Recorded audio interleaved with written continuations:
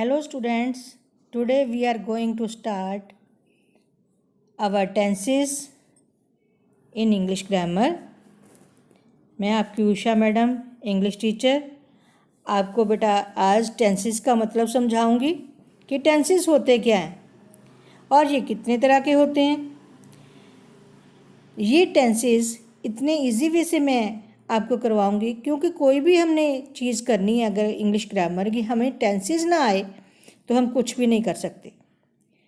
तो अगर आप मेरी वीडियो को लास्ट तक देखेंगे तो आपको मेरे ख्याल में अच्छी तरह से सारी चीज़ें समझ आ जाएंगी और आप ये खुद इंग्लिश बनाना शुरू कर देंगे। तो स्टार्ट करते हैं। टेंसेस का मतलब क्या होता है बेटा? काल मतलब समय, कि कोई भी अगर हमने काम करना है कौन से समय में किया, हमने प्रेजेंट में किया, पास्ट में किया और फ्यूचर में किया। जब तक हमें ये नहीं पता चलेगा तो हम अपने ये इंग्लिश ग्रामर नहीं कर सकेंगे।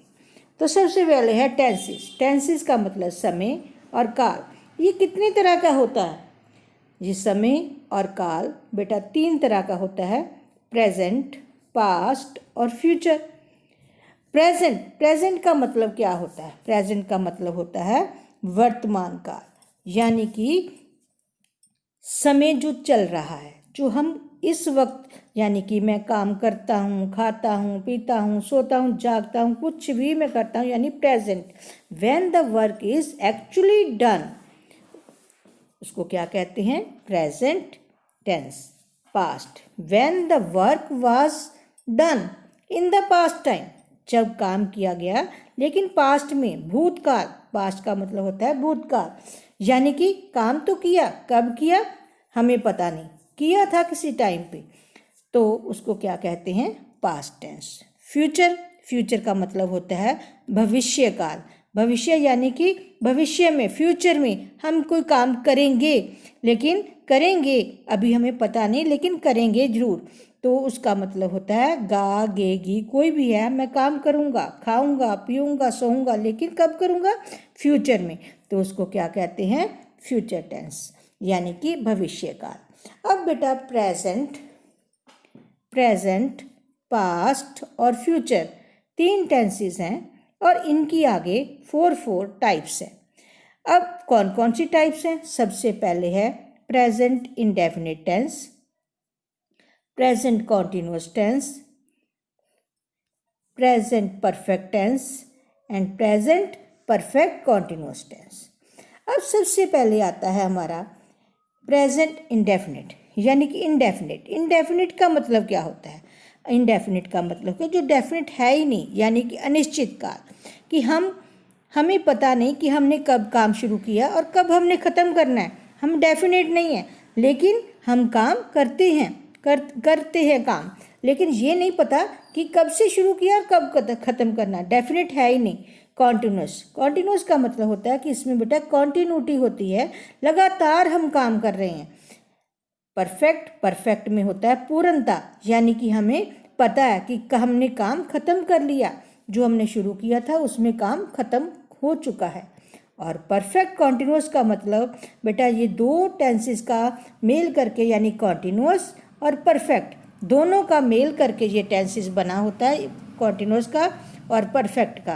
तो इसमें परफेक्ट कॉन्टिन्यूस, इसमें हमें दिया होता है समय, कि मैं इतने समय से काम कर रहा हूँ, इतने समय से काम मैंने शुरू किया था, यानी मैं लगातार काम कर रहा हूँ, समय दिया है। तो इसको क्या कहते हैं? Perfect continuous tense. ऐसे बेटा ये 3 टेंस हमारे हो गए, प्रेजेंट, पास्ट और फ्यूचर, और इनकी आगे हो गए कितनी टाइप्स? 4 टाइप्स। अब हमारे पास बने कितने? हमारे पास कितने टेंसेस टोटल बने? सबसे पहले 3 × 4 कितने बन गए बेटा हमारे पास? 12 टेंसेस। अब 8 टेंसेस इसमें ऐसे होते हैं जिसमें कि वर्ब की फर्स्ट फॉर्म लगती है, और 1 टेंस ऐसा है जिसमें वर्ब की क्या लगती है? Second form. और इसमें 3 टेंसेस ऐसे होते हैं जिसमें वर्ब की थर्ड फॉर्म लगती है। अब है टोटल टेंसेस हमारे कितने बने? वो टोटल टेंसेस हमारे बने 12। अब ये देखने के लिए कि किन में कौन सी ये टेंसेस हैं जिनमें वर्ब की फर्स्ट फॉर्म लगती है, कौन सा एक टेंस है जिसमें वर्ब की सेकंड फॉर्म लगती है, तो आपको ये मेरी वीडियो को अच्छी तरह से देखना पड़ेगा। जैसे मैंने पहले बताया कि प्रेजेंट इंडेफिनिट, पास्ट इंडेफिनिट और फ्यूचर इंडेफिनिट की मैंने फुल आपको बता दी इसकी डेफिनेशन। फिर भी when a verb denotes an action is done in present, जब कोई काम प्रेजेंट में होता है तो उसको क्या कहते हैं, present indefinite tense. When a verb denotes an action, जब कोई काम was done in the past, it is called past indefinite tense. और when a verb denotes an action will be done in future, it is called future indefinite tense. तो इसको हम future indefinite tense कहते हैं। तो आज हम start करने लगे हैं present indefinite tense। तो present indefinite tense की निशानी क्या होती है बेटा? ता है, ती है, ती हैं। ता है, ती है, ती हैं का मतलब क्या कि मैं काम करता हूँ, खाता हूँ, पीता हूँ, सोता हूँ, जागता हूँ, लेकिन प्रेजेंट में करता हूँ। तो इसमें हम क्या करते हैं, हम इसमें सब्जेक्ट प्लस वर्ब की फर्स्ट फॉर्म प्लस ऑब्जेक्ट। अब इसमें सब्जेक्ट क्या है? सब्जेक्ट बेटा जैसे मैं, तुम, किसी का नाम, किसी चीज़ का नाम, जो कि काम कर रहा है, डूअर्स, उसको क्या कहते हैं, सब्जेक्ट। वर्ब क्या है हमारी? वर्ब है हमारी क्रिया, यानी कि जो काम करता है। ऑब्जेक्ट क्या है? ऑब्जेक्ट का मतलब होता है कि जिसके बारे में बात की जाती है, उसको क्या कहते हैं, ऑब्जेक्ट। अब इसमें 3 वर्ड्स ऐसे हैं, ही, शी और इट, जिसमें वर्ब के साथ एस या ईएस लगता है, ठीक है। और नेगेटिव में हम क्या लगाते हैं, डू नॉट और डज नॉट। अब डज नॉट कहाँ लगता है? ओनली 3 वर्ड्स, कौन से?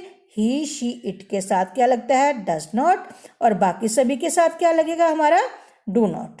क्लियर? अब है इंटेरोगेटिव सेंटेंस। इंटेरोगेटिव का मतलब होता है जब हम किसी से कोई क्वेश्चन पुट करते हैं, पूछते हैं कुछ, उसमें डू और डज जो होता है बेटा बिफोर सब्जेक्ट लगता है। फॉर एग्जाम्पल, मैं फुटबॉल खेलता हूँ।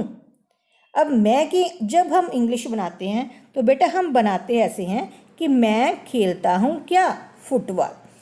पहले हम वर्ब लेके आते हैं, बाद में इसका ऑब्जेक्ट लगाते हैं, ठीक है। मैं की इंग्लिश क्या होगी, आई। खेलने की क्या होगी, प्ले। और फुटबॉल की क्या हो, खेलने और फुटबॉल तो वैसे ही आ गया, आई प्ले फुटबॉल। क्लियर? मैं फुटबॉल खेलता हूँ। आगे आ गया, क्या मैं फुटबॉल खेलता हूँ? तो क्या जब मैंने बताया क्या वाला वाक्य होगा तो डू डज क्या लगना है, बिफोर सब्जेक्ट। तो अब हमारा डू क्या आ जाएगा, सब्जेक्ट हमारा कौन सा है, आई। आई से पहले क्या आ जाएगा, do. Do I play football, तो पीछे हमारा इंटेरोगेटिव साइन यानी कि क्वेश्चन मार्क लग जाएगा। क्लियर? तो अब है मैं फुटबॉल नहीं खेलता हूँ, तो इसमें आ जाएगा I do not play football, मैं फुटबॉल नहीं खेलता हूँ। अब इसमें जैसे कि मैंने आई लगाया था तो बेटा मैं, तो इसमें सीधा ही वर्ब की क्या लगी, फर्स्ट फॉर्म। लेकिन इसमें अगर मैं कहती कि वह फुटबॉल खेलता है तो उसमें क्या आना था, ही प्लेज फुटबॉल, उसमें वर्ब के साथ क्या लग जाना था, एस लगना था। तो क्या मैं फुटबॉल खेलता है तो डज ही प्ले फुटबॉल आना था। क्या वो मैं फुटबॉल नहीं खेलता हूँ, मैं वह फुटबॉल नहीं खेलता है, तो फिर आना था he does not play football, क्योंकि ही शीट के साथ मैंने बताया था एस या ई एस लगता है। क्लियर बेटा? ये हमारा हो गया प्रेजेंट इंडेफिनिट टेंस। नेक्स्ट शुरू करने लगी है बेटा past indefinite tense. Past indefinite tense का मतलब कि भूतकाल, यानी कि मैंने काम किया लेकिन मुझे पता नहीं कब मैंने काम किया। खाया, पिया, सोया, जागा, यानी काम हुआ कब हुआ, I don't know about this. इसमें निशानी होती है बेटा सब्जेक्ट प्लस वर्ब की सेकंड फॉर्म प्लस ऑब्जेक्ट। और नेगेटिव में हमने क्या लगाना है, डिड नॉट। जब हमने डिड नॉट लगाना है तो इसमें वर्ब की कौन सी फॉर्म लगनी है, फर्स्ट। और इंटेरोगेटिव में डिड बिफोर सब्जेक्ट। अब ध्यान रखने वाली इसमें बात ये है बेटा कि एक ही टेंस हमारा है पास्ट इंडेफिनिट टेंस जिसमें वर्ब की सेकंड फॉर्म लगती है। 12 टेंसेस में एक ही टेंस ऐसा है जिसमें वर्ब की सेकंड फॉर्म लगती है, वो कौन सा है? Past indefinite tense. लेकिन इसमें भी जब हमने नेगेटिव बनाना है तो उसमें क्या लगना है? डिड नॉट, और वर्ब की फर्स्ट फॉर्म लगनी है इसमें भी, क्योंकि डिड नॉट, डिड हमारे पास ऑलरेडी क्या है? Second form. जैसे डू, डिड, डन, डिड कौन सी हो गई? Second form. और जब डिड लग गया तो उसके साथ क्या लगनी है? वर्ब की फर्स्ट फॉर्म। इसलिए इंटेरोगेटिव में did before subject. For example, मैंने खाना खाया। अब मैंने बताया था कि इंग्लिश कैसे बनानी है, पहले हमने वर्ब लेके आनी है, बाद में ऑब्जेक्ट लिखना है। मैंने खाया खाना, मैंने खाया, खाया की इंग्लिश मैंने पहले आ गया, मैंने की इंग्लिश हो गई आई, खाया की इंग्लिश हो गई एट, सेकंड फॉर्म।